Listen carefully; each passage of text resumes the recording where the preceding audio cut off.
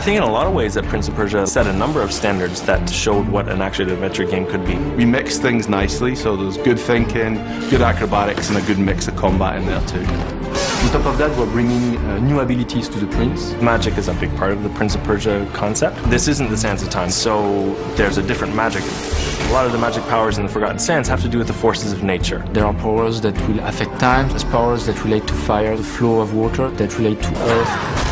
There's a big air blast, a tornado. You feel really powerful with this, controlling nature and different elements. It's cool as well.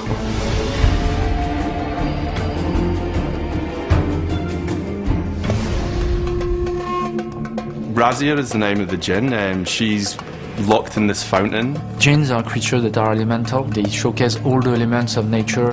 The prince is getting his powers from Razia. The powers are focused on elements of nature. What did you do? We use powers, of course, to control the environment, but the prince also uses them for mastery in combat. With his air power, he has this tornado. Enemies go flying off. Prince has the power we call dash. It allows him to leap 10-15 feet to attack an enemy in air. We have a fire trail that the prince leaves behind him. Traps for his enemies in the middle of a combat. The ability to freeze water is excellent. It really refreshes the level design. It doesn't freeze the water as into ice, it more freezes them in time, so they become solid. Everything stops, and it's like, oh, now I can climb on that. Wall run on a water wall, use water poles, columns and things like this. We're also able to fire a blast, like an icy blast from the prince, so it's used in combat as well. Also have the power over earth. This acts as a shield. It makes you a stone armor, it makes you impervious to attack.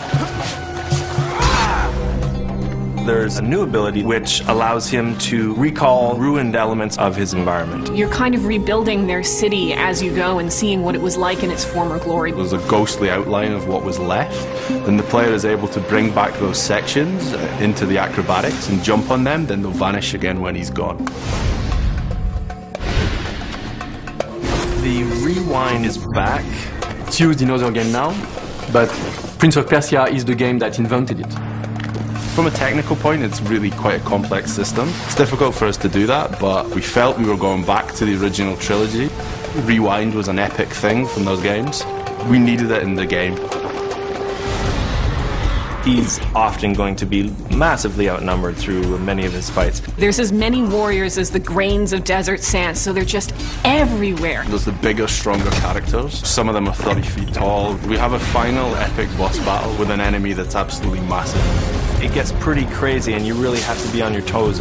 You're mixing between water and recall. When you get to the end of some of these huge jump sequences, it's just so satisfying. This is the Prince of Persia, so I need to execute it properly in time, in rhythm. Jump through a water wall, refreeze, rebound, refreeze, rebound. Suddenly, the floor falls out from underneath you. It's like, whoo! Yeah, like that was really awesome.